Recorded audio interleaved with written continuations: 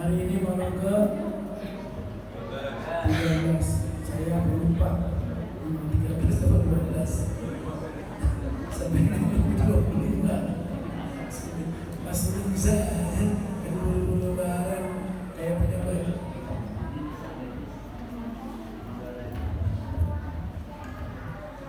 Ya, bagus. Ya, maksudnya pengennya malam ini 65. Kayak udah baju lebaran aja deh. Ini setelah ada demam dikit ini, manggung terus udah 12 hari. Alhamdulillah ya, masih kuat ngomongin. Jamaah sekalian, ini saya bahagia banget melihat jamaah masih full di dalam setengah.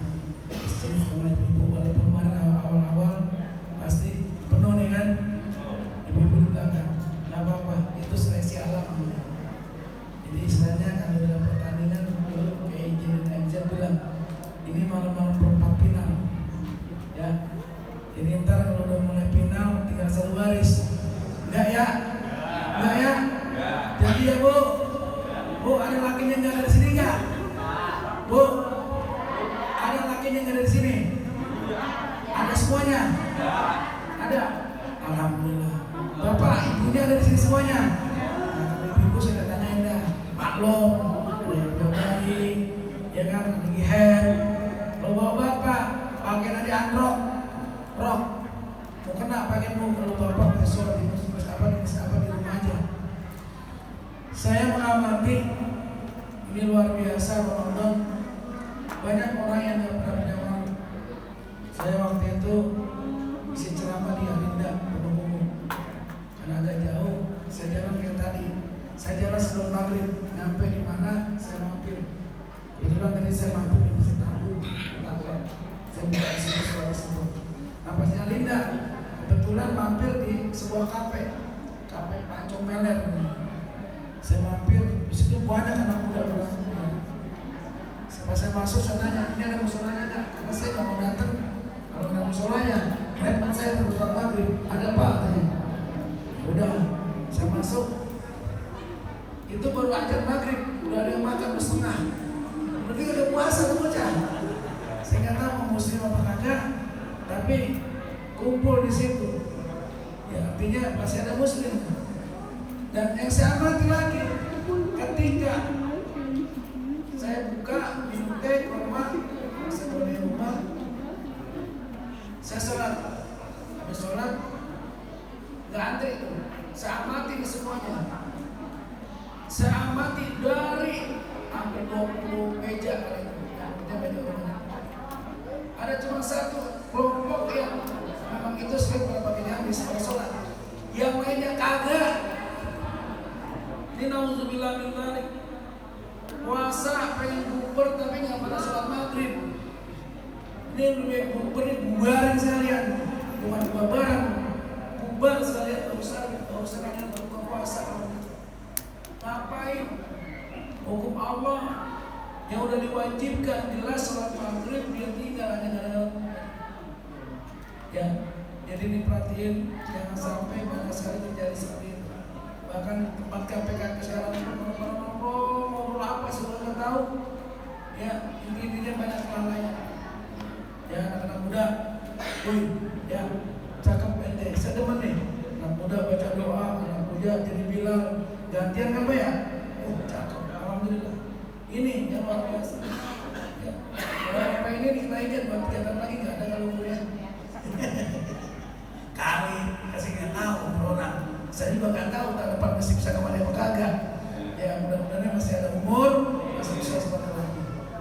Hari ini saya bahas tentang rasa malu. Rasa malu itu ada tiga: rasa malu kepada Allah, rasa malu kepada diri sendiri, dan rasa malu kepada manusia. Rasa malu kepada Allah adalah urusan maksiat, kita harus malu. Ya. Yang saya bahas di sini mungkin cuma satu ya, rasa malu kepada Allah. Karena kalau saya bahas panjang, ini aja udah jam 8:30. Saya tidak tahu ntar ya ada yang ngomong, Ustaz, ikan sepat, ikan gabus, makan sama sayur katung, lebih cepat, lebih bagus. Karena saya belum mulai ngantuk. Ada lagi di sana. Ustaz, ikan sepat, ikan gabus, ikan lele udah pernah tepar. Ustaz, lebih cepat, lebih bagus. Karena perut saya udah lapar. Tadi cuma makan lontong doang, 2 biji. Baik. Jadi rasa malu kepada Allah hampir banyak orang yang udah hilang. Hampir manusia yang udah nggak malu-malu dikorupsi negara, korupsi triliunan, ya di botol pakai 2 baju orang cengar depan kamera. Ya dibilang bukan paling 2 tahun, ya setahun dapat gerasi kok, setahun cuma duit gue udah banyak.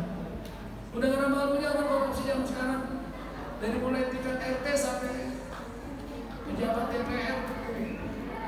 Saya nggak ngerti. Orang Paulus pernah putus. Oleh karena itu belum kemaksiatan, perselingkuhan. Pak, di banyak perceraian, di mana-mana perselingkuhannya dahsyat. Saya nggak tahu apakah ekonomi yang menjadi penyebab atau hubungan silaturahmi yang belum benar. Ini benar-benar kecil sih ngomong. Jadi ini yang perlu diperhatikan. Ada yang suaminya 2, saya punya teman di sini di Tambun cerita. Itu suaminya 2, kok bisa? Suaminya satu di Jakarta, suami satu Bekasi. Itu di mana Ustaz? Ya haram lah. PA memangnya. Ada begitu. Jadi yang harus kita perhatikan adalah bagaimana upaya kita mempertahankan ini dengan seperti ini, membangun biatus soleh, membangun lingkungan soleh, sholat berjamaah dan talim mengingatkan kebaikan, sehingga hal-hal yang tadi menjadikan maksiat diri itu terjaga. Ini mungkin saya mau sampaikan ada sebuah kisah yang mungkin harus menjadi perhatian. Kisah ini di zaman seorang ulama besar namanya Abdullah bin Adham. Abdullah bin Adham ini dia lahir di Afghanistan, meninggal di Syam sekitar tahun abad ke-8 Masehi, berarti tahun 770 sekian, karena beliau meninggal tahun 777 Masehi. Dia didatangi seorang pemuda, ngomongnya gini, ya Abu Ishaq. Abu Ishaq itu nama kunyahnya dia, kemudian dia punya anak namanya Ishaq. Aku sering berbuat dosa, aku ingin bertobat, tapi aku masih belum mampu meninggalkan maksiat yang aku lakukan. Ini Abdullah bin Adham ini dengar dia ngomong udah gede juga, pengen tobat tapi masih doyan maksiat. Ibaratnya STM dia ini, sholat terus, maksiat jalan. Akhirnya kata Abdullah bin Adham, dia langsung marah. Sini kalau orang bilang, nih lu dengerin, buka kuping lo bener-bener, jangan sampai budek. Itu kata istilah bahasa Betawi. Ya, udah saking kesel ngomong gitu. Kalau memang lo masih mau maksiat, lo ingin taubat, ingat, jika lo ingin berbuat maksiat, jangan makan rezekinya dari Allah. Bingung dia. Ya bagaimana, semua rezeki kan dari Allah, gitu, betul nggak? Apa yang kita makan semua dari Allah, nggak kita ingkari itu, semua datang dari Allah. Ya nggak mungkin lah, Syekh. Lalu kata Abdullah bin Adham, pantaskah kau makan rezeki sementara kau masih bermaksiat di hadapan Allah? Ini pertanyaan pertama, apa yang disampaikan Abdullah bin Adham. Yang kedua, jika ingin maksiat, keluarlah dari bumi Allah. Bingung lagi dia. Artinya apa? Ya kemana lagi ya? Saya harus pergi. Semuanya ini kan bumi Allah. Lalu apa kata Abdullah bin Adham ini?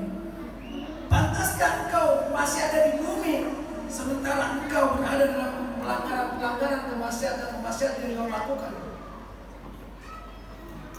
Terus yang ketiga, jika engkau masih maksiat, carilah tempat di mana Allah ketemu. Carilah tempat Allah nggak melihat. Bagaimana mungkin ya Allah itu maha melihat segala sesuatu di atas